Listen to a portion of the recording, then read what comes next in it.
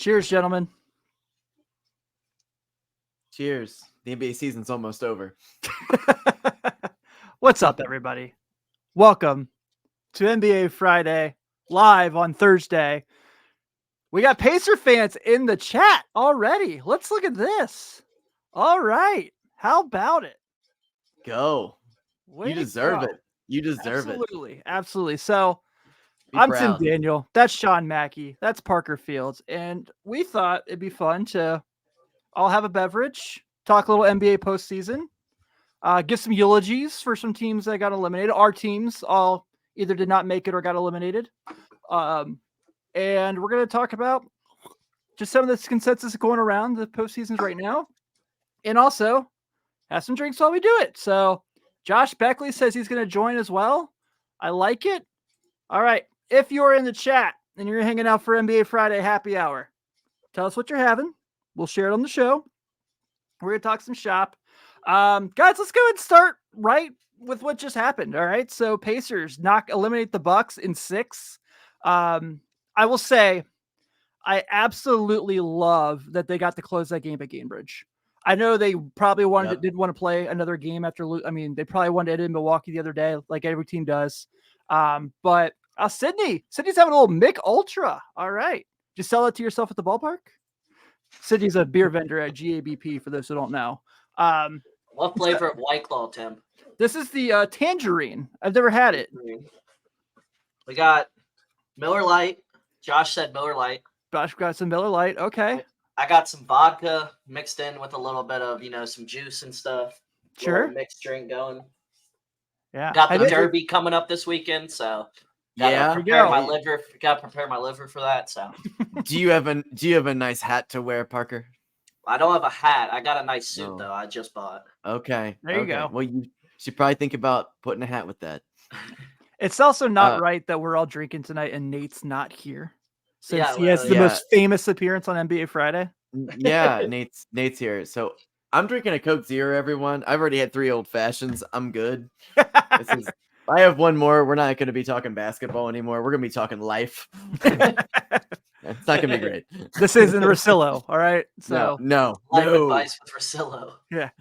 So, all right. So, yeah, the Pacers got to close at a Gainbridge tonight, and I love that they won. I absolutely love any time that Doc Rivers falls on his face, which I know sounds really mean of me to say. Every time, you mean? Yeah. I mean, literally, if he does not have that one title. Yeah, since 2008, literally every time since 2008. Yeah. I mean, that 2010 team should not have even made the finals, that Celtics team, and they did. But, dude, I think we're starting to see this trend, right? So let's look around the league and just all the teams who have advanced so far. So Pacers, Boston, Denver, OKC, youth and depth. That's the similarities between all these teams, right? We're seeing all these teams that are getting eliminated, and obviously, the Lakers, the Bucks tonight. New Orleans doesn't really fall into the veteranship, the age thing, but they're not deep either. Yeah, no. I have a question.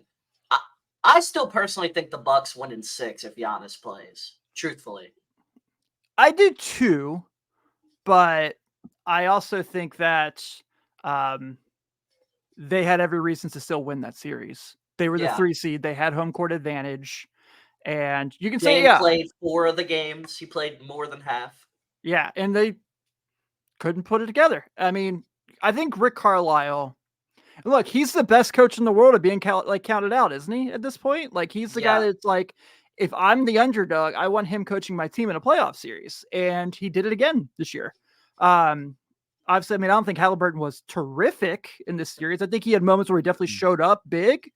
I just don't think he's the same player right now. Something's bothering him because it's not the same guy we saw the first 35 games of the season. It's not. I agree. It's not the same guy. He's like a 16-8 player now. That's not the same player. Siakam's their best player right now. Yeah, he was awesome tonight. He was super awesome. Yeah, this series he was awesome. Yeah, and I think Josh brings up a great point here. Pacers whooped their ass all year. It wasn't like this was the in-season tournament, they beat them. Obviously, the other regular season games, I think they were 4-1 in the regular season against them, and then they beat them in 6 here. Yeah, the only time they won was that game Giannis had 60. Yeah, he had a game where he had 50 and they lost. Yeah. It's just a lot, it's the hamstring, like everyone's saying in the chat. But I think that when you look at the series, what really impressed me the most about the Pacers was, and the difference between two teams, besides the fact that the Pacers are much younger and more athletic, it's just that how many guys contributed to them winning games. So obviously, like you mentioned, Halliburton, not the dude during the series, but TJ McConnell, really good.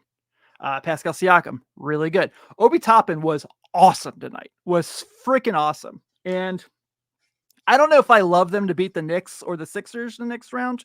I would take a wild guess it's the Knicks, but I absolutely love that they won a round. I love they got to win in Indy, and I'm excited to see how they match up against the next team they play. The thing I love about the Pacers is this is obviously nowhere close to a finished product. This team's going to get better. This team's going to get more players. They're not like strapped for cash for the future. Halliburton's their most expensive player. Siakam's obviously gonna get an extension. They wouldn't have made the trade they made with Toronto.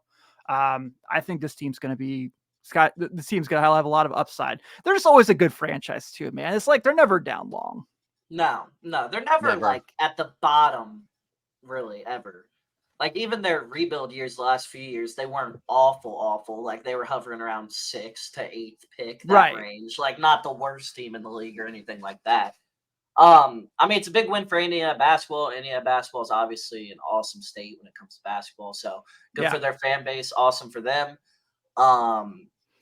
It sucks though. I'm not gonna lie. I'm not a fan of not having everybody at full health because I do think the Bucks were the only team that could have possibly posed a threat to the Celtics. Honestly, in the East, like fully healthy.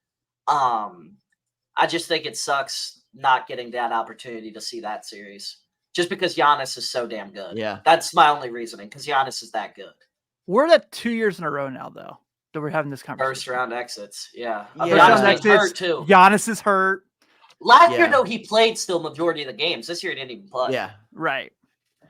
Yeah, I feel like I agree with you there, Parker. We've kind of been robbed of that like Boston Bucks series because I feel like the Bucks kind of elevate themselves when they try to play the Boston Celtics, and it's always just kind of a good matchup and everything. But this is great for Indiana. The Bucks are going to have to look at themselves and kind of figure out what the hell they're going to do. I mean, Chris Middleton's another year older. They got Bobby Portis. It's always the yearly reminder. Chris Middleton's a top 30 player when he's healthy. Like he is good as hell, but he's going to be a year older. They still got Brook next year, which is great. Bobby Portis, so they have some players for next year. They're just getting old and stuff. And they're $44 million in the hole. Yeah. And they're $44 million in the hole. I mean, they have a huge deal in place for Giannis and Middleton and everything and Bobby. So if you're locked into this team right now and you're getting a first round exit team with one of the best 5 players on planet Earth right now. I mean, where do you go? I'd say top 2. I think Jokic is the only player better than Giannis. Okay. If Giannis is healthy. I was being incredibly generous. That dude's damn good. I was trying to just broaden it up and say, well, maybe, but yeah, I agree with you, Target. Yeah, I'm taking Giannis over Embiid or Tatum or any of those guys. I mean, if Giannis has the same team that Jokic has, I'm taking Giannis all day. Sure. Yeah, agreed. I don't particularly like the people that are surrounding him right now. I don't know if they've got a title under the belt. It's cool, but that was a different team. It was a different team. I don't like the Dame fit alongside Giannis to begin with because Dame is a scorer. Dame's an all-time scorer. Seriously, I think Giannis fits much better with the facilitating point guard. I mean, Drew Holiday obviously isn't like top tier passer, but he's not looking to isolate 20 times a game. Like he's looking to get the ball to Giannis. And I just don't think it was that great of a fit from the start. I mean, I get what they were thinking, obviously. But I just think that he's better suited. They were better suited keeping Drew Holiday, truthfully. They were. I mean, if you look at the guys who were playing big minutes in this series for them, and it's not. They also lost Grayson Allen, who would have been huge for them this year. Oh, 1,000%. If you look at so AJ Green is playing big minutes for them in situations. Not the wide receiver for the No, Bengals. not the legendary Bengals wide receiver. But the guy who played at like UNI last year. That AJ Green. Patrick Beverly, who I know is picked up on all these teams because he's supposed to help you with the like late season push. Waiting for him to do that. Do anything. Yeah, waiting for him to do that. I mean, so we'll see how that goes. But I think that we're at this point now with Milwaukee where it's like Sean says, like, where do you go? It's you got to get deeper. That's step one. You got to get younger. You got to get deeper.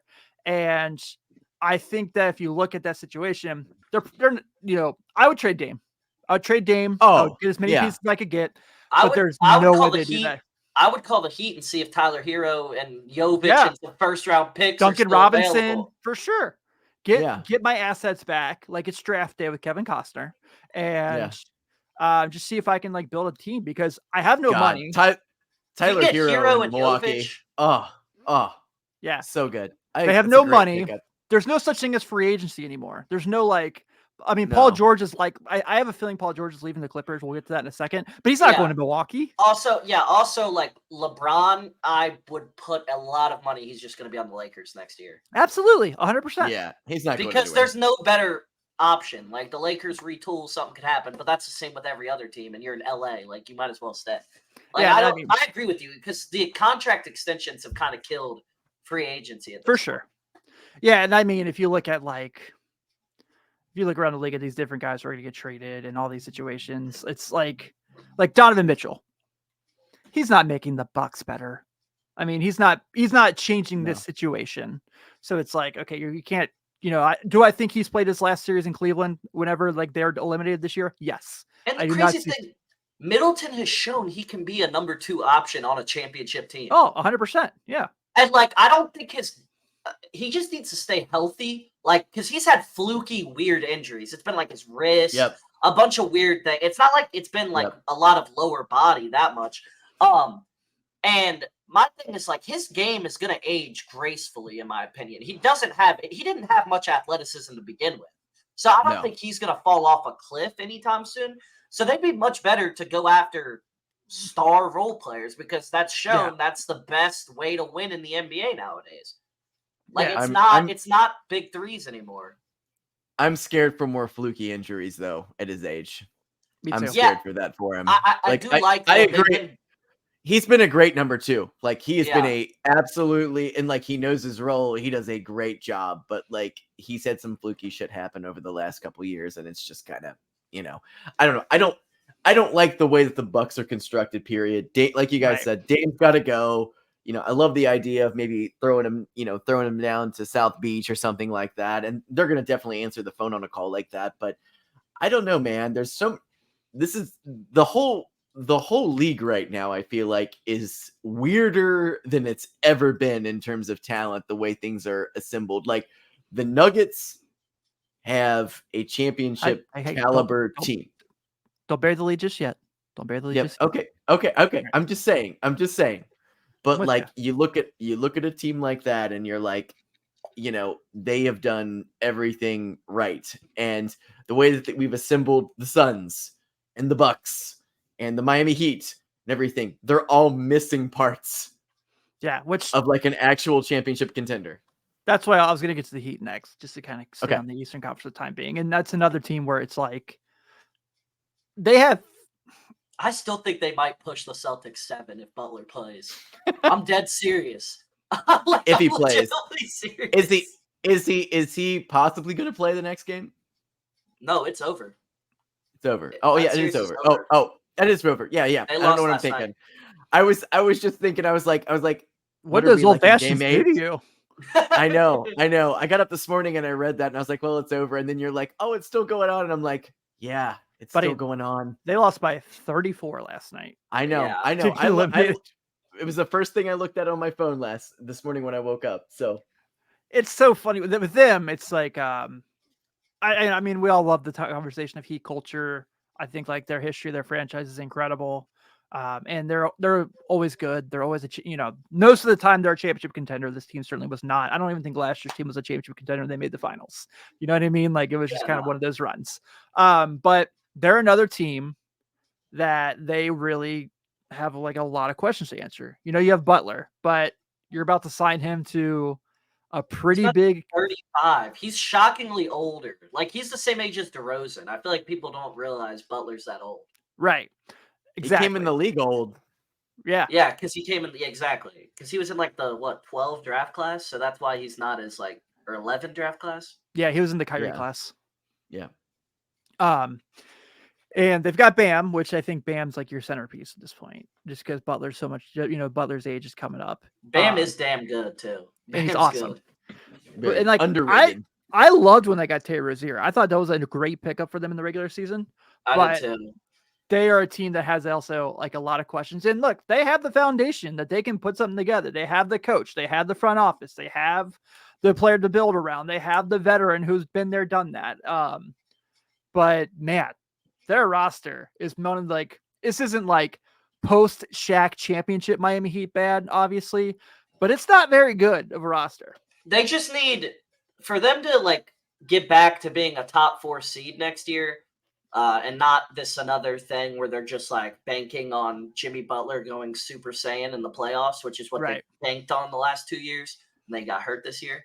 The thing is, I think that they need Jaquez and Jovic to develop desperately, like, or else they're screwed. Like, truthfully, I agree. Right now. And they look like they are going to be much better, like take another leap. Like they look for awesome, sure. but they need it. Like it's not like oh, that would be good if that happens. No, they need it because Jimmy Butler's getting older. Now, I will say the thing about Jimmy Butler, I don't think he's going to age as poorly as some of these people because Agreed. one, his game isn't that reliant on athleticism.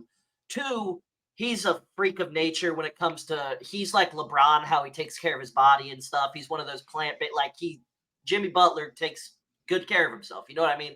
I don't think he's going to fall off a cliff. He drinks Michelob Ultra, Yeah. But, I mean, that dude's jacked. Like, I think he'll take care of his body well and stay afloat. And, I mean, it doesn't seem like he's slowed down at all. So they just need a third. Dame would help them a lot. Dame would help them a lot. Dame, Butler, it's Bam. a perfect trade. Yeah, Dame, Butler, Bam competes with the Celtics. For sure. Yeah, and if they could keep Jaquez, that would be huge. If they could just get rid of Jovic, Hero, and then some first rounders for Dame, that'd be huge. And not have to give up Jaquez. Because Jaquez is damn good. That guy's good. He's very good. Yeah, he's very good. And you'd still have Rozier. Wait, or is he a free agent? I think he's got one more year. Okay, so you'd still have Rozier, which, I mean, just make him your 6th man. Yeah. Jaime Jaquez should have been a Laker. Yeah, but they took Hood Schifino.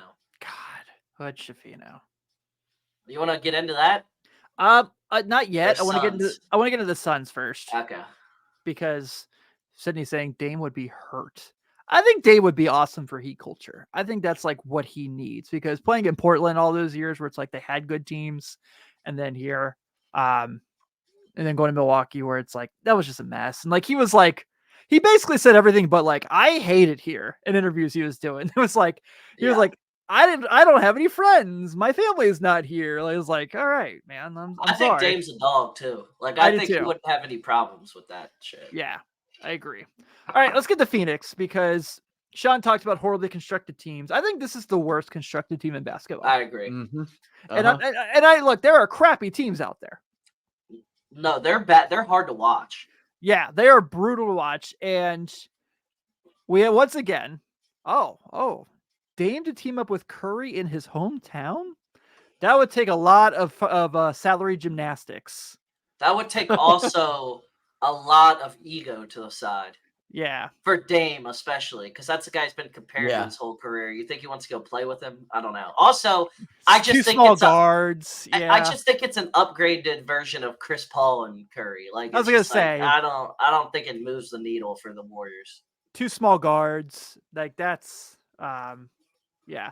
All right. So Sydney says this here, and this is where I want to dive into. She says Beal sucks so much. I wouldn't say Beal sucks, but I would say that he was atrocious in that last series. And he made fun of himself for being atrocious, which, hey, I appreciate. I respect that. I respect that. But I will say this. I think the problem, too, was they had him guarding Anthony Edwards the entire time, and I think he was gassed. I think he was gassed. He was playing his ass Oh. off on defense. Like, I don't think people are talking about that enough. Like, he was getting cooked, but he was trying. Yeah. And it was just a bad matchup for him. KD or somebody should have went and said, you know what, I'll try. Like, he was just dominating Beal, and Beal's gassed. His all shots were short. So, well, Beal's older at this point. Like, he's going up against a absolutely like crazy guy right now who's just going to be like the face of the league. So I don't blame him. But when I think about defense and I think about like smaller shooting guards and things like that, like Beal does not come like top of my list. really? He tried though. No. Beal? No. Bradley Beal? No. Bradley Beal's a lockdown defender. Yeah, dude. What are you talking about? Like, have you seen his defensive box plus minus? It's never in the positive. That's why it made no sense that was his matchup. Dude. Also, shocked that Isaiah Thomas didn't get a shot in this series. I'm dead. Yeah, what do you serious. have to lose? What do you have to lose? Like, seriously. Like, because they have no point guard. Like, he could have at least initiated the offense and passed the ball to them. Yeah. City brings it up here. This is going to be my point. Like, Beal's going to make $60 million next year. He has a no trade clause. And isn't his contract still like multiple years? Yeah, it's not like it ends in a year. I'm pretty sure his extension was just last offseason, like his going into his last year on the Wizards. They're going to have to trade Durant. And Durant's going to want to leave because that's what he does. I don't think Durant has that. I'm with you. I'm with you. They're not going to do this, and they shouldn't do it. But the only way to resurrect the franchise is to trade Devin Booker because you could get a shit ton of stuff for Devin Booker. For sure. Yep. I agree with you. You could get 4 first-round picks, 3 star, like legitimately, because Devin Booker is a top 10 player in the NBA. And he's also 27 years old, and I think he's just now hitting his prime. Like, dude's going to be a 30,000-point scorer in his career. Like, seriously, Devin Booker is good. Oh, I love Devin Booker. He just finished the 2nd year of the contract. There's still 3 years and a player option. Yeah. Wow. Big money here in the chat. It's all about trading people to the Warriors. I'm having a feeling what his fandom is from this conversation. I would have to guess.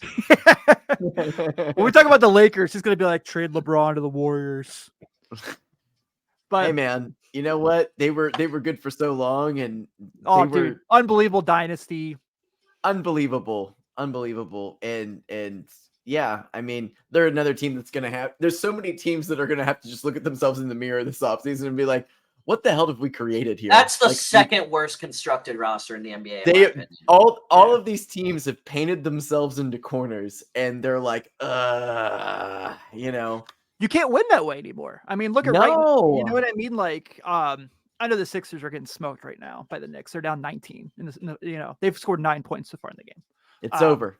Yeah, but like, I still feel fine about what that team's been able to do for the future after Harden, because they probably knew once Embiid got hurt, like, look, this wasn't our year. It sucks. It is what it is. But they have options next year. And, one very unique, interesting one is linked to them, which is still playing at the moment.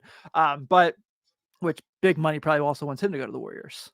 Actually, Paul George to the Warriors would be sick. I'm not even going to lie. That's not a conversation we're having right now. When you look at Phoenix, it's, like Grayson Allen was your 3rd best player in a playoff series. Like, yowza. And it's another team that tried to be smarter than they were, in the sense of they probably should have never broken up the 2021 team. Like, I know they lost the Bucks in the finals. No, I agree with you. It was so stupid. They panicked. Yeah. They lost in the 2nd round and got upset because they played horrible. Yeah, they won 64 games that year. And they panicked and traded for Kevin Durant. It was dumb. That team easily could have gone back to the Western Conference Finals last year. Like, it was dumb, in my opinion. I agree. And also, I probably would have let DeAndre Ayton sign with the Pacers, or probably would not have matched that, to be honest with you. But then I have that $60 million to go get a center. Yeah. And, I thought that was probably the last of the great Chris Paul run, I'm sure. But still, like, I think that team, dude, they won 66 games. Like, they won 64 games. They were unbelievable. Like, you run it back no matter what happens. You fired Monty, you blew up your bench, and I understand the intuition to want to trade for Kevin Durant, but it's not a good idea anymore. It's just not. And so, like, when he, like, this offseason, when he's I understand how damn good he is. He's oh, so good. 1,000%. But, like, yeah, Sydney, Nurkic not looking good. No kidding. He had like a 30 rebound game. That's the only thing anyone remembers this year. He can rebound. That's it. He can rebound. Yeah. But like when he, look, we all know it. It's coming. It's probably going to be like during the Olympics. We're going to hear about Kevin Durant's talking to XYZ player about playing a teaming up, or Kevin Durant's thinking about this. Like, do not trade for him. He's talking to the Lakers. Right. Unless you're the Lakers. If the Lakers somehow pulled that off, I'd be all for it. That'd be a scary front court of those three. Oh my God. Well, I mean, D'Lo and Booker, they're really good friends. They've talked about wanting to play together in the past, I think they have beef now, actually. I don't think they're friends anymore. I think their little trio with Kat, like, split up. Something about D'Lo was hooking up with a Kardashian, and yeah. that's where it ended. I'm pretty sure that's accurate. Sounds like this is the wrong podcast for that conversation. Hey, I'm just saying, that's what happened. KD for Dame. I don't know if KD and Giannis would be very fun together anymore. Both guys are going to get hurt in March. Or if I'm the Suns, I'm shutting down that conversation so fast. Let's add another under 6'5" goer to the roster with Beal and Booker still, because Beal's not going anywhere. He's a Sun for life. You don't have a choice. No. And there's gonna be a lot of, there's gonna be trades that happen, and also this is a draft where it's like, Zachary Rasacher is a guy that's like often being listed as number 1 overall right now, and like draft sucks. This draft's awful. It's so brutal. Looking for the best 3-and-D wing. Do we want to get the Pelicans or do we want to get the Lakers? Because I think the Pelicans is a short, quick conversation of Zion wasn't healthy. Zion wasn't healthy, and you got to figure out what you're going to do with Brandon Ingram because he was terrible. Terrible. And the thing is, I was looking at this. His first playoff series, he averaged 29 points a game 2 years ago against the Suns. When they took him 6, and it was like shocking that it went 6 games. Remember that? And like it was a really competitive series. He averaged 29 that series without Zion. I don't know what the hell happened. When he came back from his injury this year, he was out for like a month. He just wasn't the same player after that. He wasn't. He was so bad in the play-in. Yeah, I really don't know what happened with Ingram. He was awesome. He was awesome in the second play-in game, the one they won versus the Kings. He was awesome. But I don't know it. I love Ingram's game too. I feel like he should just be so much better than he is. Like Ingram's game is so. I love his game. He's a great he's a really good passer. Like he should be a lot better than he is, and totally I don't know agree. what it is. Totally agree. So, and somebody will pay for Ingram still. He's still young as hell. I think he's 25. He's still super young. I absolutely hate being a Bulls fan, but if the Bulls were offered Brandon Ingram, I would do it. Would 1,000% support it. You got Levine for Ingram, I would take that in a heartbeat. In a heartbeat. I'm doing that. You get 3 or 4 years younger, just as good a player, in my opinion. For sure. More upside. Yeah, and you get a lot of money off the books. Yeah. All right, so this is a fun question. From our pal Big Money. I like Big Money. Big Money, hang out with us more often. I like having you in the chat. All right, he says, if Clippers lose, who's the first to go on that team? Harden, PG, or Kawhi? Well, it sounds like there's like a lot of expectation. Locked in. Yeah, it sounds like there's a lot of expectation that Paul George will not be a Clipper next year. Yeah, they're paying James Harden 100% because they have a new arena. They're not going to want to suck. So they're paying James Harden. And then Paul George might just want to be gone. Yeah. Like he might. I don't blame him if he does. He probably wants to go win a ring. Seriously, he still hasn't won a ring or anything, and he probably wants to go win a ring and go be on a competitor. Yeah. Hunter, good friend Hunter. Hunter's a Wolves fan, so I know he's like just living his best life right now. Is BI 6'8" D'Lo? Come on. D'Lo was really good for 3 months until the playoffs. Also, D'Lo played well 3 of the 5 games. It was improvement. He did. It was 2 bad games. Game 1, he was terrible. Yeah. Game 1, he was terrible. Yeah. Game 3, he was terrible. 2, 4, and 5, he was good. So, I mean, it was. Parker's got the receipts. I still want the Lakers to bring D'Lo back. I'm not gonna lie, but we'll get to that. Yeah. New Orleans, I think you've got options. I think you can trade McCollum, try to get better there. I don't think they're a team that has to win right away. I think they're a team that can build for a while. And obviously, like you said, like Zion was incredible in that Laker game and got hurt. And who knows what the conversation's like if he doesn't. But I just hate that that's the conversation we're gonna have about him forever. Is when he's on the floor, he's incredible. But I hate that that's the conversation about his story because he's the only guy from that lottery of the 2019 draft now that has not played in a playoff series. And his team has made the playoffs twice. Yeah. That's Yeah. the craziest part. In his what is this 5 years now? I think they've been in the play-in 4 out of his 5 years. Yeah. Because they were they made the play-in for him so he would be in the bubble. Yeah. To make the playoffs because that was when they're like, oh man, New Orleans is close. Okay, let's get them in the bubble so we can get them in the playoffs. I have this great idea. And the crazy part is this guy is at a historic pace when he actually plays basketball. God, he's unbelievable. He's like, unbelievable. Like if he actually played a lot, like the stats he's putting up are absurd. They're better than Booker started out his career, Tatum, and those are guys that are on pace to score 30,000 points in the NBA. Like seriously, like Tatum and Booker are on pace to score 30,000 points, and it's like it's just shocking. It sucks because he's damn good. Agreed. All right. I've been trying to hold off on it. I got Ben on this. Let's talk about the Lakers. Boo.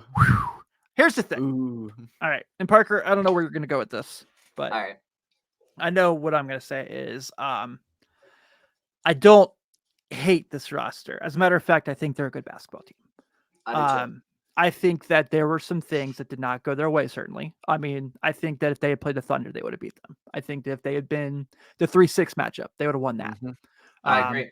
I think they would have beaten anybody else in the first round. I did too. Serious. I did too. And if you saw how they played in that series, it furthers our point. Look, I mean, they played a well-oiled machine who didn't panic when they were down 18, 20 points, and they just played ball. And you saw the results. There are things that they obviously have issues with, and obviously the Darvin Ham, Taurean Prince love affair was something that really hurt them. Yeah. Really hurt them. Hate it. The fact they relied so much on Cam Reddish, who had moments. I'm not going to say he was bad, but is a guy that's like, and obviously, a lot of people were going to point out they didn't have Vando. And Gabe I was going to say, they missed Vando, like, actually. For sure. Because the amount of just 50-50 balls that LeBron's gassed on and he doesn't get because of Aaron Gordon, Vando's ass would have taken Aaron Gordon, and if he wasn't getting it, Aaron Gordon's getting taken out. Like, seriously, that guy tries harder than any player in the NBA. Seriously, like, Vando plays his ass off, and I think he legitimately would have – I'm not saying they would have won, but I think they would have at least went 6 if he was playing. Yeah, and so I think that with this team, it's a lot of like – I mean, look, Rui was not good in this series. And he was so good. No. He was so good. The last 3 months, he was averaging like 18 points a game. But not in the series. Right. So bad. Yeah. Which is really funny because last year against Denver, he was really good in the Western Conference Finals. He was. And it was D'Lo who sucked. Yeah. It's like they kind of flipped. But I think that for this team, obvious number one, is you move on from Darvin Ham. And this isn't like the typical like LeBron thing where we're talking about like he doesn't have a good coach. Nah. This is literally like the rotations were terrible. The decision making was stupid 90% of the time. You see what I'm doing right now? The hands in the pockets. That's all he does. Yeah. And it's like his like inability to know when and when to not call a timeout. And I know it's NBA basketball and a lot of people don't think coaching matters, but here it totally does. Yeah. Rotations and timeouts, it matters. 1,000%. 1,000%. The other night, it drove me insane. The Lakers should have won that game 5, 100%. 100%. And in all seriousness, I know people coaching any coach. That series goes at least 7 with Ty Lue. I'm sorry. That series goes 7. At minimum, they lose in 7.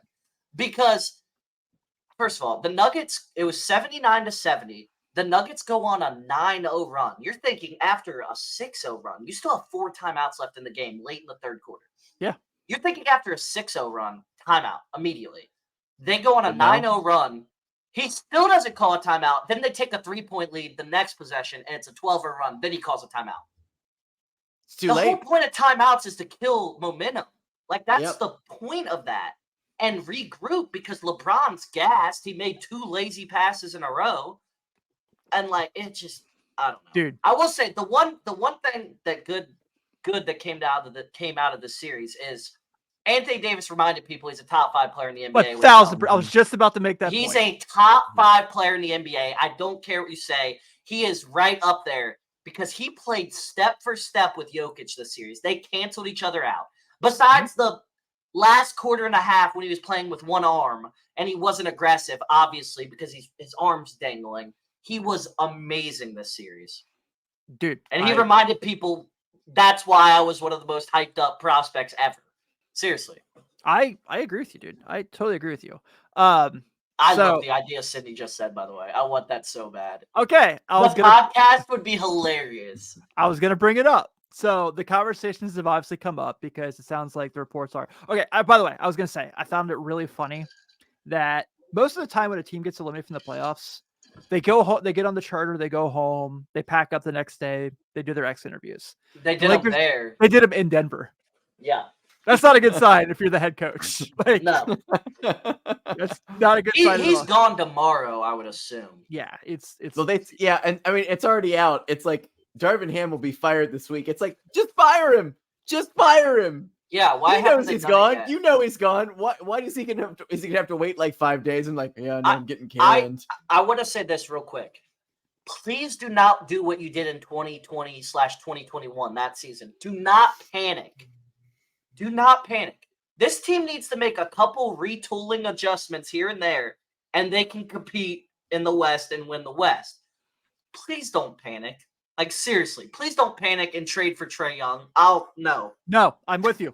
D'Lo for 20. If you can get D'Lo again for $22 million a year or something, that is a damn good deal. And he's 85% of what Trae Young is. Seriously, like if you get that D'Lo, and also Gabe Vincent, I don't know what the hell happened to him. Obviously, he was hurt all year, but he was so good on the Heat. Like, what the hell was that?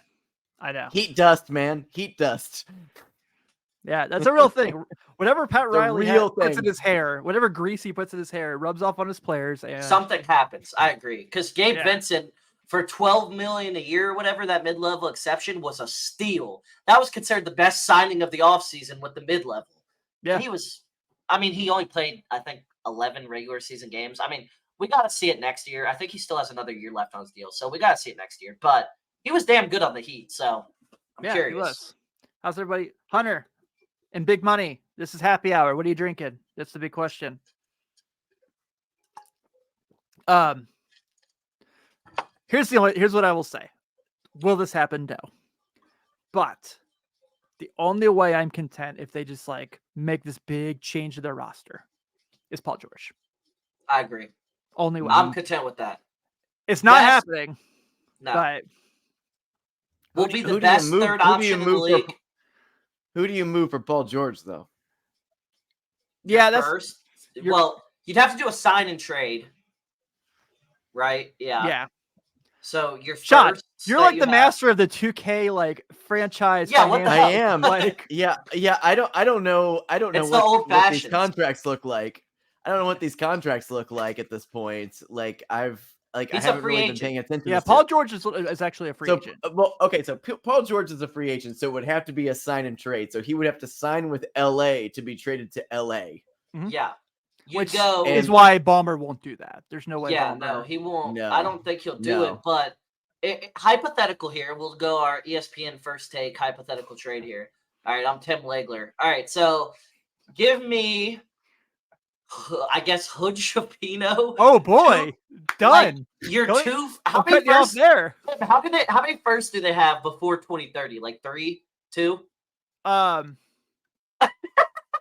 Both of these teams are. The Lakers are in a much better spot because they have LeBron and Anthony Davis. That's it. Also, Sean, old fashions are terrible. You're a trooper for that. What? I'm not. You're young. You're young. I'm a light liquor fan. Definitely. Grow up, Parker.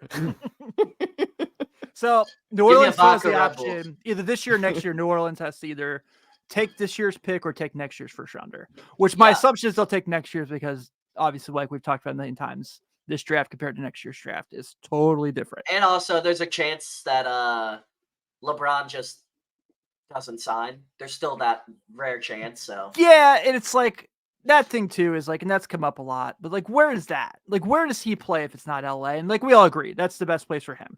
But His not family's locked in there, though. Yeah, he's not going leave. to Philly. Like, he's not going to go play with No, Embiid and no. Maxey. Like, he's not going to go to New York and play with Brunson and like Mitchell Dallas. Robinson.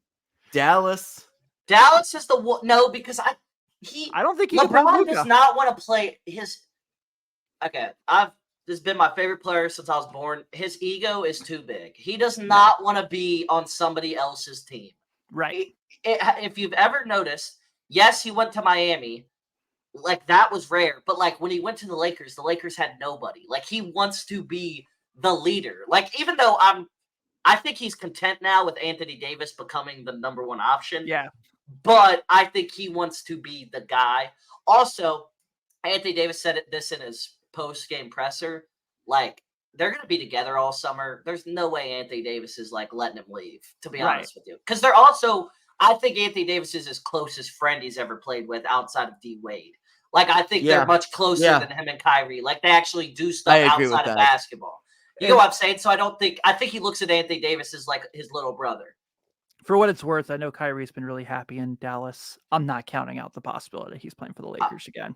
If they lose. Clippers, come on. All right, so this comes up a lot, and for obvious reasons. Sydney brings up Cleveland. And, like, romantically, yes, love it. But the realistic thing about it that would make it difficult, and it's not the Mobley thing, because I think he'd play really well with Mobley. You look at what Anthony Davis does with him. Mobley's like on a lesser extent of that defensively. Has a ways to go offensively, obviously, but I think offensively it's a ways to go. But he was really good post-injury. Like he was really good post-injury. I just don't know how you could play like a Garland, LeBron, Jared Allen, Evan Mobley, Isaac Okoro lineup. Like, I don't think that's like really attractive to him with how he likes to play.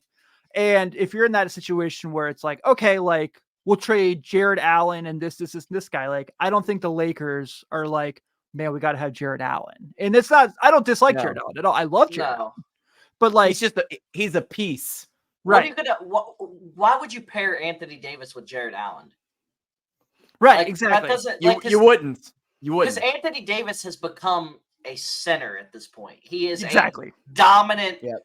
He's arguably like the strongest big in the league now. It's so weird because like coming in, he was that lanky former guard, but he's strong as hell now. Like Anthony Davis he's a big body now. And I don't think the Lakers are like looking at like, you know, man, like Isaac Okoro, Max Strus deal for him would be great. Like, I don't think like they don't think that way. You know, I mean, like they gave Kobe way more money than they should have, way too late in his career. I gotta defend my guy AD. Pull up Big Money's comment real quick. Ooh. You see what he said? There's not 10 players in the league better than Anthony Davis. Trust? Health-wise, I agree with you. Yeah, he's gonna do it for more years. But like when he's better, that's tough. When Anthony Davis is like when he's healthy, I can't name 5 players better than him. I'd go Giannis. By the way, he missed 6 games this year. That's all. Yeah, I will. Yes, I'd go Giannis. I'd go Jokic. I'd go Embiid still when he plays, but Embiid's more of a flight risk damn near than Anthony Davis, and nobody talks about it. But Embiid, I sure will. Yeah, say we do. and then Luka, and then I think Anthony Davis legitimately is comparable to Tatum, to Brunson, to LeBron, like all those guys that are borderline top 5. Like I'd take him over Steph at this point. Like seriously, I think he's 5 to 7 to 8 range.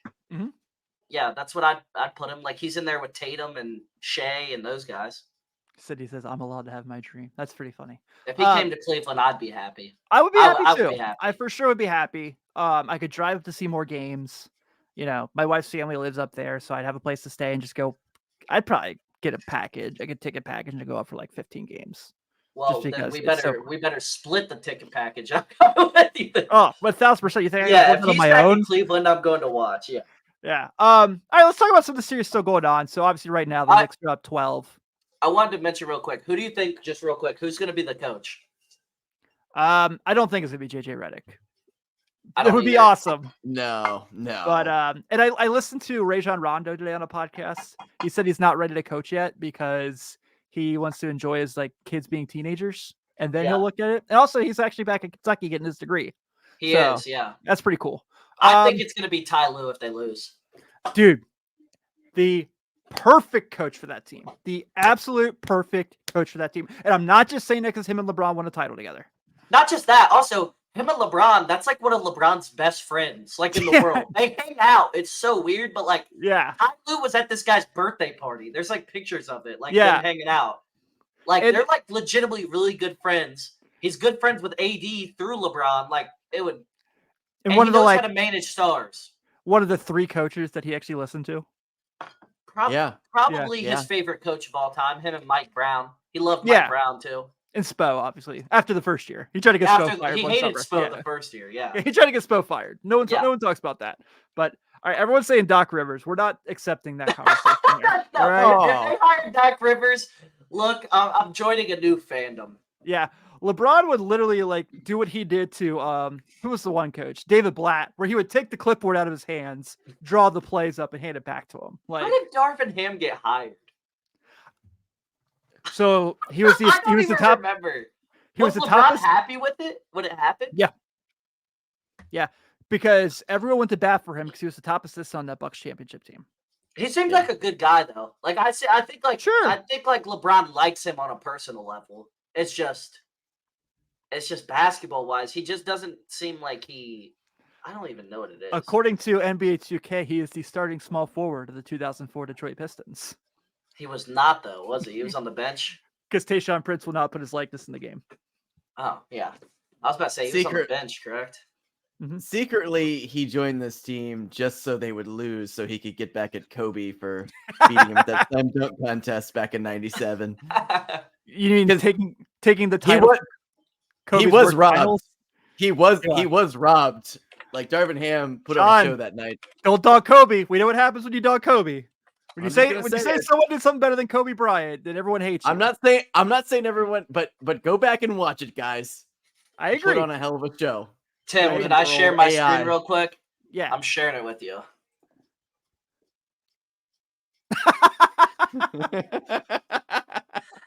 It's not all far off. That's legitimately what he does. He just sits there and goes. It's like the Kevin James meme, the King of Queens meme. Yeah. He does nothing though. It literally seems like he does nothing. Yeah, I'm with you, dude. I'm with you. All right, do we want to talk Knicks and Sixers since they're playing right now, or do we want to do the other 2 series that are still going on? We can talk Knicks Sixers. Like I predicted though, the Sixers have come back in this game. Sean called it over. They're back. They got Joel Embiid, baby. Also, can we talk about how funny and just awesome this series is because of I love Joel Embiid, not the basketball player. I love him as the troll, the just instigate. Like, I love Joel Embiid for that because, like, he's been dirty this series, which is not good. Here's why. At the same time, it's so entertaining because Joel Embiid gives no Fs. None. And he goes right at the Knicks. Like, I love it. So, and I love that. Is so damn good. He's so good. I love that they're like all doing this thing now where they're like, we hate Embiid. He's such a dirty player. But like all those years, the Sixers were getting knocked out in the first or second round. What were Knicks fans saying? Like, man, we should go get Joel Embiid. Replace Randall with Embiid. We're winning the title. Yeah, there was like every conversation you had with Knicks fans was like, just wait till we get Embiid. This series has to go 7. There was no secret that like Worldwide West was like watching to see what was going on with Joel Embiid in Philadelphia. It's not like that was a conversation that was having a lot. No. A couple of things from this is like, obviously, you know, I love Jalen Brunson. I'm always going to root for my Big East kids at the next level. So I'm happy to see him do well. Deuce McBride doing his thing, like playing big minutes, 5-1 big defense. Right, yeah, man. Shout out Cincinnati. Playing great defense in this series. I think and then, hitting some big shots when he's getting, he's not taking a ton of shots by any means, but like when he is shooting, they're looking good. I think the Knicks are so cool too. They're I'm so conflicted this series because I like Joel Embiid a lot as a player. Me too. I want him to get over the hump. And I think they pose more of a threat to the Celtics than the Knicks. I do. Even though the Knicks are the much better team, they are. But Joel Embiid is Joel Embiid. He's a top 3 player in the NBA for he's that damn good when he's on the floor. And I think I have to knock him down a couple notches. He has a Really? Skechers contract now. Oh, he does. Yeah, that's bad. Yeah. But we can't be doing that. It's just I want the Knicks to win because Josh Hart all of a sudden is what Draymond Green wishes to be. Yeah. Josh Hart's so good. Yeah. We're all frozen for some reason, but it sounds like we're at least Are we talking. all frozen? Yeah. I see it for you guys. You were for a second, but you're back. I'm not back yet. You just see me making frozen. Sean's back. This is gonna be the thumbnail for me. This picture right here this I week. can't. This is hard to You're watch like a right ventriloquist. Yeah, for sure. Clearly. Yeah, they're bouncing back. So I think this series goes 7. I think the Sixers win tonight. Now tomorrow when you guys are listening to this, if you didn't hang out live, God only knows what this is gonna like. It's a 5-point game now. Yeah, this series going 7. This is going 7. Let's talk about Cleveland, Orlando, because I think it's actually been a pretty entertaining series, even though the games haven't necessarily been awesome. I thought the Mobley block the other night on Wagner was great, but the games are the typical point of just because the score is close doesn't mean it's a good game kind of thing. Yeah. I like both these teams. Obviously, we've talked about them quite a bit this year, but it's kind of coming down to this point where it's it's the NBA TV series, but I'm having fun with it. I really have enjoyed every game. I was about to call it the League Pass series. Well, then we'd be blacked out. Yeah, it's an entertaining series, but it's all these games have been blowouts besides Game 5. They've all been blowouts. Yeah. Well, we got a young team in there, guys.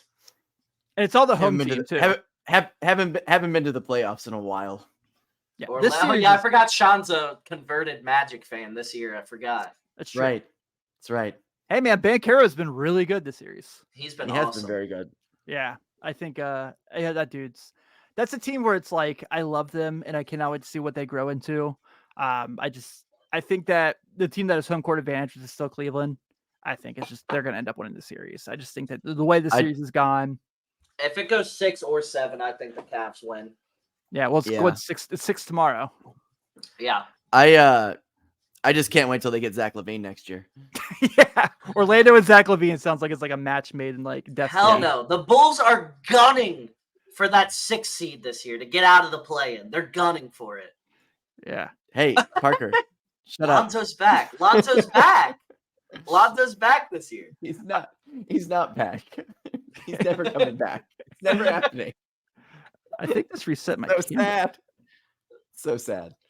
Yeah, Tim, disconnect your camera. I was about to say that and then reconnect it. There we go. There we go. Right. There you are. You're moving Tim like is a real not person. frozen. Yeah.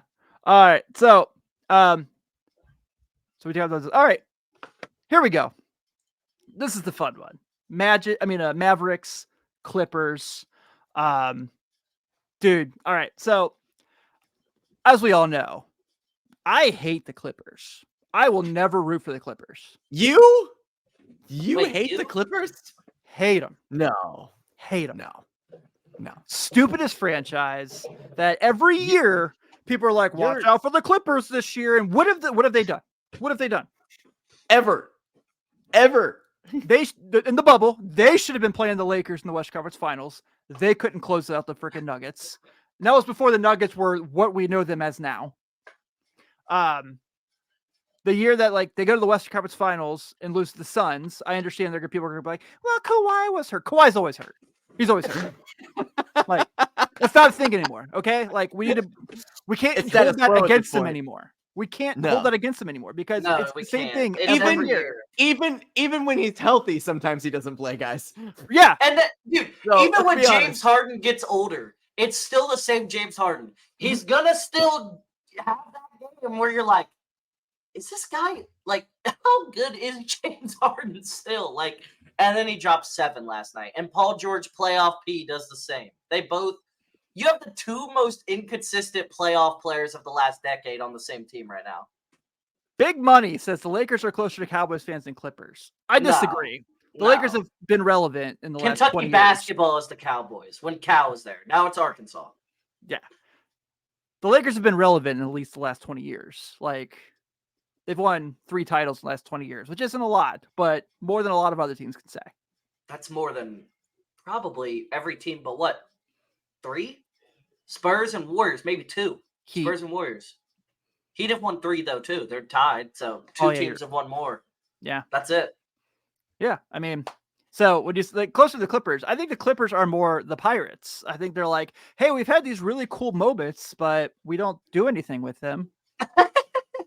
They had the one playoff P run where he was so good. So good. Like, that was my most, outside of LeBron, because I'm a LeBron fan, that was the most fun I've ever had watching one player in the playoffs. He was so good carrying that team by himself. I can't believe I'm going to say this, but Kyrie Irving, drinks are flowing at this point, guys. Kyrie Irving has been so fun in this playoffs. And like, even when he's having bad games, he still has these insane moments. He is the best under the rim finisher to ever play NBA basketball. He is, it's so weird. Leaving him off the top 75 at the time I thought was fair. It's criminal. I still don't have it. In terms of actually how good he is at basketball, he's a top 5 basketball player to ever walk. In terms of talent, like not what he's done, not what he's done. I'm talking about talent. You're telling me there's 5 players more skilled than Kyrie Irving ever?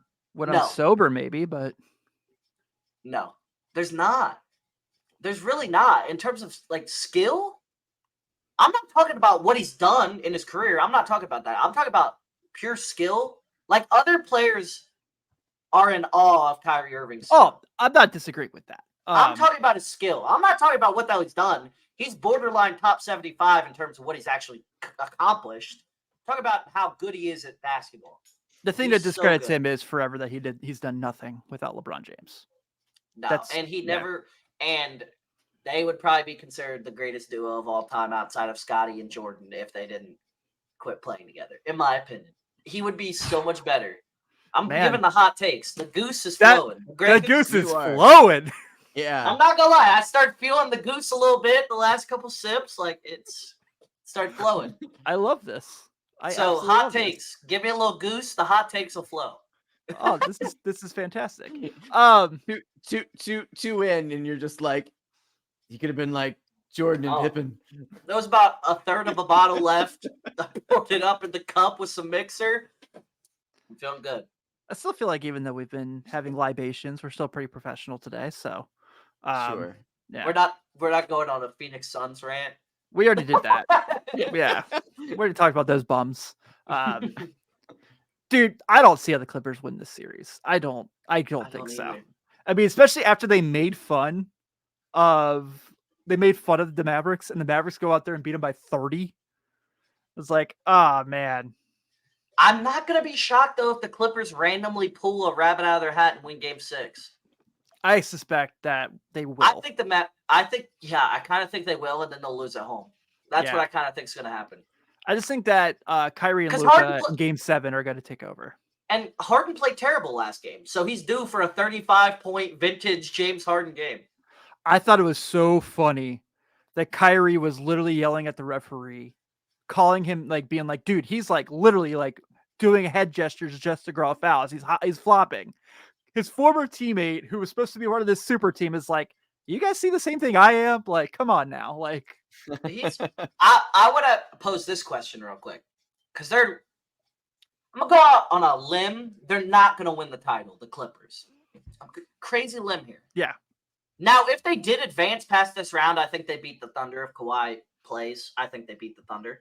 I think either of these teams beat the Thunder, truthfully. And the Thunder are really good, but I do think either team beats the Thunder. Is James Harden the greatest player of all time with no rings? At this point, yeah. Because statistically, it's not even close. Like, James Harden, we've talked about this before, Tim.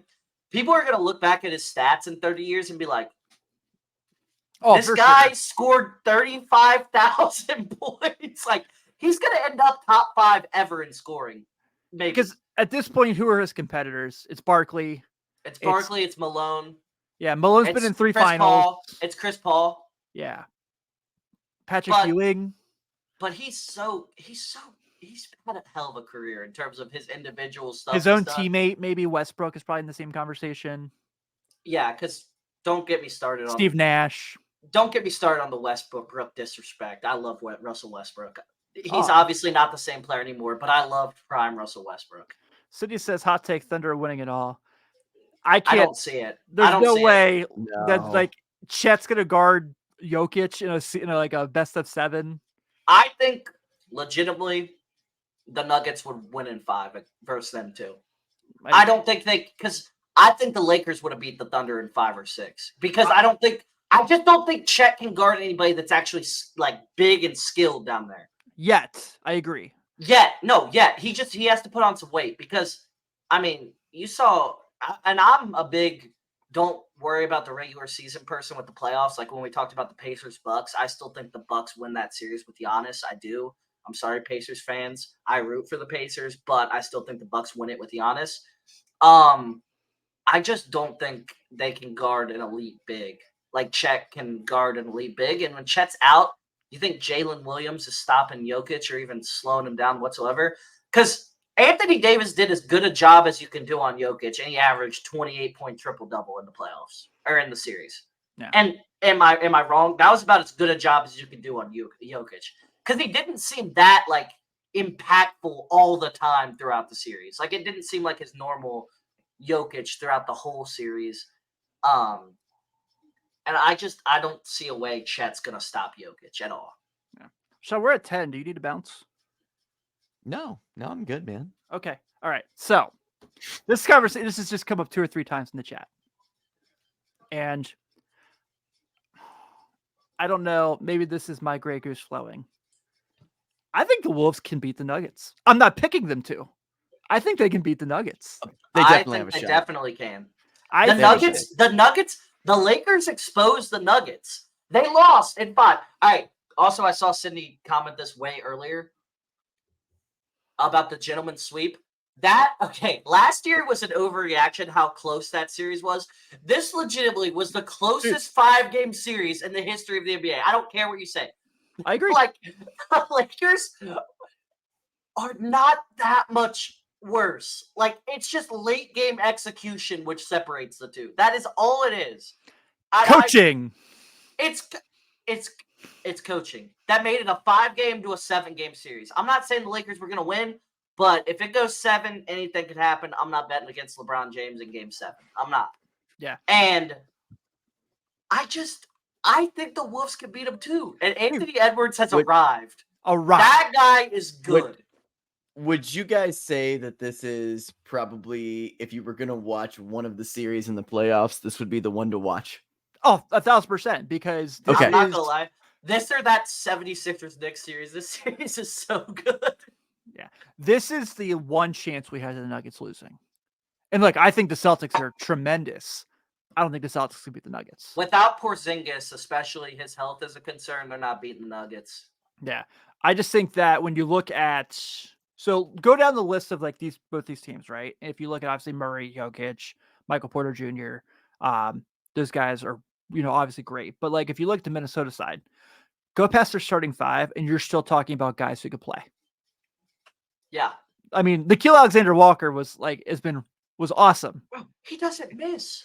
It was so good in that Phoenix series. I took Suns money line game 3 and 4, and I was pissed because of Nickeil Alexander-Walker. He doesn't miss. Yeah, it's like he's been tremendous. Also, why was he not in the rotation last year? I know. He was really good on the Pelicans. Why was he randomly not on the rotation when he got traded to Timberwolves? Made no sense. Mike Conley's all of a sudden 27 years old again. I love him. I want Mike Conley to get a ring too. I do too, man. I do too. I know this is gonna be frowned upon. I love that Ohio State team he was on. I love that team. They were awesome. Money's hilarious. Did you see what Big Money said? Oh, whatever you guys are drinking.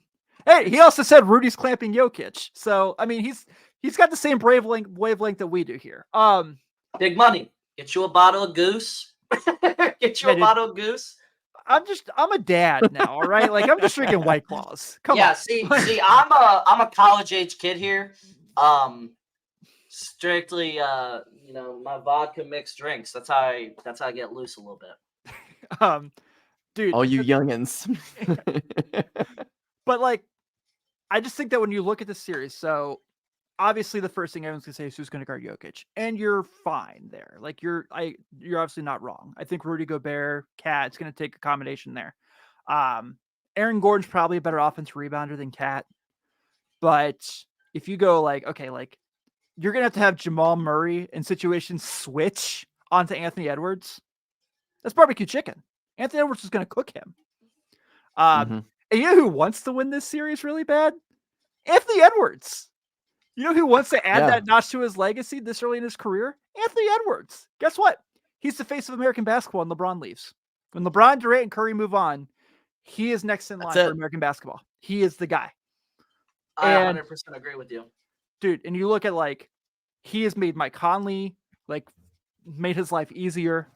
He's not, I wouldn't say he's a good defender. Would I say like I would like take him to win a one-on-one defensive contest? No. Yeah. But he cares. He cares. That is freaking so he will try his hardest, man. But the biggest thing that sets him apart though is just the chip on the shoulder, man. He has that stab you in the back mentality that a lot of guys do not have. I would say Russell Westbrook had it at one point. I'm curious. You know I'm about to win at all costs. What the odds I don't care. For this series. I'll probably throw $100 on the T-Wolves to win this series. I'm not big money. Lie. Big money says SCG not the face of the NBA. We're talking American guys. SG is Canadian. Yeah. Which, by the way, if you look at that Canada team, also the Knicks or the 76ers are up at the half.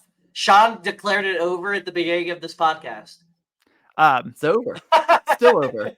The 76ers are winning. By the way, we'll get to Olympic talk later on in a couple weeks. That Canada team's going to medal. They're good. Their roster's good.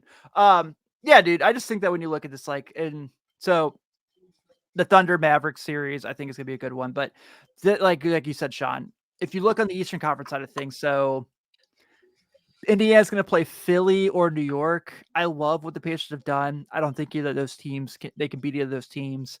Whoever wins this Cleveland Orlando series is gonna play Boston, even without Porzingis. I don't see maybe a game. But I don't see how like Donovan Mitchell and Darius Garland beat the Celtics. Like the Celtics are going to walk into the NBA Finals. There's no way they're not. No. I think the Knicks could beat them in the Eastern Conference Finals. You really think the Knicks could beat the Celtics? Okay. I will say the Knicks I wouldn't bet on it. I will say this. Okay. Julius Randle. My guy Julius Randle has gotten so much slander the last couple of years. They are desperately missing Julius Randle right now. Like badly missing Julius Randle. They're just missing that second scorer. Bad. Like Julius Randle's a good player, and I think people forgot he's really good. Parker, you are the number one, like not Kentucky even supporter. Kentucky like stan, no matter what. You're like shit. You're like, you know who the Knicks need? Julius Randle. He's like, dude. He's like, know, dude. I agree with you. He's like, if I'm the Spurs and I win the lottery, I'm taking Reed Shepherd number one. No, on that one, I was confused when he was the number one pick in the mock drafts. I was confused. Okay, I'm more confused now because people are talking about Donovan Clingan going number one overall. Where is that? The tall kid from Connecticut, like people love him right now. No, where is that? I've been seeing the Bulls getting him at 11. I would take him in a heartbeat. Oh yeah, but at 1? I saw it. Reed Shepherd than him. Yeah, I would for sure take Reed. I would take Rob Dillingham over him. He is taking Antonio Reeves. All right, Antonio Reeves is a second round pick here. I'm just playing. I'm playing, Sydney. What did you think about Chris Livingston playing for the Bucks at the end of the game today? Yeah, he was solid. I didn't watch those. I turned it off when Halliburton didn't cover his points assists because he had 6 in the second half. But yeah, Chris Livingston, great player. I'm only taking your baseball bets right now for what it's worth. I'm on fire, Tim. You are. I know because my Fanatics account looks very nice of late. My baseball bets have been on fire recently. Yeah, 14-3 run. Yeah. It's just like it's so stupid because Fanatics doesn't do putouts; they only do strikeouts for pitcher props. So I just have to see whatever. I love the pitching outs props. They're easy to read. Yeah, they are. Well, we had like a fun thing where we were going to look at the revisionist history of like legendary playoff Rondo, but we're already way over time. You want to do like a few minutes of it? We Like could. Sean, Go for it. Go for it. Big Money says he's got a quick question. All right, go ahead, Big Money. Yeah, we got to hear this question because Big Money has been a great conversation. Like we don't Big do Money, NBA Friday enough. Where did you find us from, Big Money? Where did you find us from? Good point, because we're like this is like a Red centric podcast. Are you a Reds fan? By 5'10", I would say you're not. I think he probably saw my Twitter if he's talking about betting. Yeah, when you bet, what's a good strategy?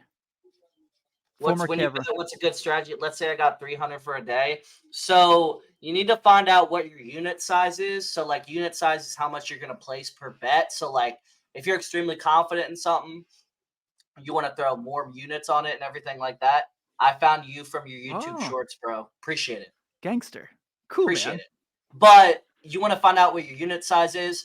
So like, let's say you have 300. I would probably like, if you're, obviously bet anything you're comfortable losing, because there's plenty of days I don't win any money and I lose my money. But find out your unit size, place that every single day. So like if you're 300 a day, I'd say like $50 a unit. Place that. More confident straight bets, I'd throw 2 units, so 100 on stuff, and then just you'll make money from there. And don't parlay. Don't fall into the trap of parlaying. Never. Don't do it. I always place like 1 to 2 parlays a day. But majority of what I place is straight bets. Like I place a parlay or two, like just because like they hit sometimes. You never know. Great. Yeah. But place your heavy units on straight bets, because that's how you'll be profitable long term. And the greatest thing that ever happened was sports betting becoming legal in Kentucky. True that, man. True that. So for those who are just kind of checking out, by the way, for us, the three of us here, we haven't been able to do the show a whole lot of late just because life's been busy. Coming from where we came from with 48 Minutes Network to being here on the riverfront, we've never had an audience like this before. Like this is the greatest show we've ever done. And we've been doing this for 9 years. So like to be talking NBA basketball, and the three of us, we're worked over there. It's something I'm very proud of. I still rock the gear. So to get a chat like this is something we dreamt of all these years. So thank you guys for hanging out with us. Thank you guys very much. This is super cool. So for those who haven't listened to NBA Friday, we do a thing where we normally try to do like one segment on current stuff, one segment we do a flashback, and then we'll finish the show with the starting 5, which is like our fantasy draft. We're probably way too long on time to do that, which we'll bring that back in our next episode. But on our flashback segment, we just always pull up a different player, different era, different things, just kind of talk about. So I thought it was fitting with it being postseason time that we can go look back at the legacy of playoff Rajon Rondo, because it was a switch. And I think anyone who tries to discredit it is lying to themselves, because the switch was real. And it's not even the championships he won with Boston and LA. If you just look at what he did, and Sean and I can attest to this, like he doesn't get hurt when he's with that year with the Bulls, they might beat the Celtics. They were up 2-0. They won both games in Boston. He was tremendous.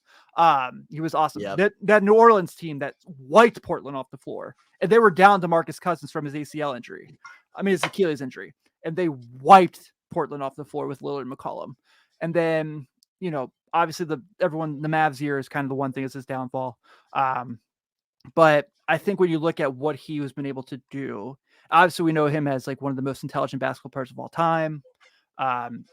Truthfully, one of my favorite players of all time. And I know that's kind of weird to say considering like his legacy is the Boston Celtics point guard. We all know how I feel about the Celtics. And also I'm not a Kentucky fan either. Celtics. You love the Celtics. Man. Yeah, and I'm not a Kentucky fan either. I but for some reason I love Kentucky hater though. I would definitely not. I wouldn't say like I don't root for them to lose, but like they're not my team. But I think that you can make the case that on his playoff resume alone, Rajon Rondo is a Hall of Famer. Yeah, 100%.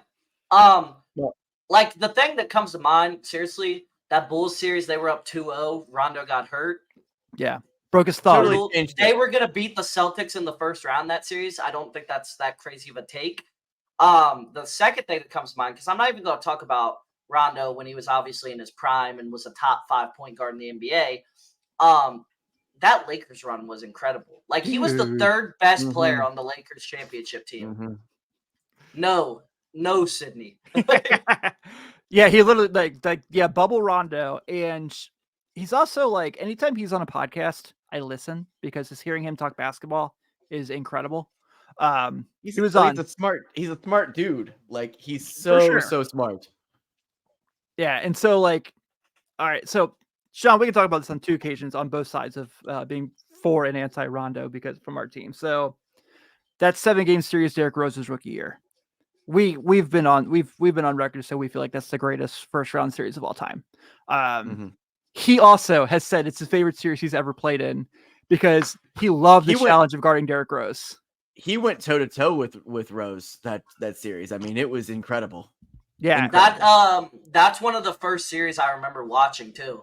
Like Dude, that series so is one of the first series like I visibly like remember caring and watching every game of that series. That series was awesome. The Bulls took him to 7 games as a rookie. Derrick Rose. That series was awesome. Rajon Rondo like proved like that guy was so good. And then the thing about his later stages of his career is he became such a not a good shooter, but such a clutch shooter. Like he would hit timely threes with the Lakers run and that Celtic or the Bulls series there. And even we're not even mentioning him and Anthony Davis were such a good combo together. Dude. And Anthony Davis has like said multiple times that's his favorite teammate of all time outside of LeBron because he says like LeBron was his idol growing up, so like that's his favorite. But he's said multiple times Rajon Rondo is one of his favorite teammates of all time. And I mean, I wish the Lakers hired him. I really do. I wish he wanted to coach. That so he has like I'm kind of mad also he retired so early because I still think he'd have something to give. I really do. There's no way he's fallen off that much in 2 years. There's no way. So look at when he gets traded to the Cavs in the middle of that year. They're like middle of the pack. They're okay. He goes there. They've got Mobley at this point because it's that draft year. Was that the year they lost in the play-in when they were the Atlanta. 7 seed? Yeah. But they were the 7 seed and then they lost 2 straight games in the play-in. Is that year? Yeah. And so he elevated that team so much. Like he made Garland immediately better. And that team was that close to making the playoffs. And if you like hear those, and like he talks about those guys all the time, he's like, he talks about that he always wanted to elevate the young guys. And he is like, these are my young dudes. I wanted to lift them up. So a lot of people will probably remember the drama of that Bulls team that Sean and I are talking about, the D Wade Butler team win. It was D Wade and Butler against the rest of the team. Rondo went to bat for all the young guys. And he was like, give these guys a chance. And look, he got benched for sticking up for those guys. Like he was benched for 2 months of that season. Isaiah Cannon was the starting point guard over him. But when it came to the playoffs, he stepped into his thing. And then that first year at the Lakers, the year that everyone remembers as kind of being this disaster year, really was only like that when LeBron got hurt. They were pretty darn good until LeBron got hurt. He went to LeBron when LeBron was yelling at all these kids in practice. They're like, dude, do you understand? Like, you're their idol. Like, they looked up to you. Like, you got to be easier on these dudes.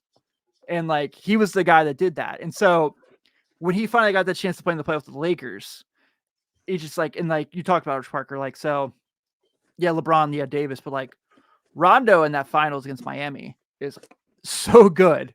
And that Western Conference Finals. Yeah, for sure. Like him and KCP were awesome in that series. And he just always found ways, and like the way he drew plays up.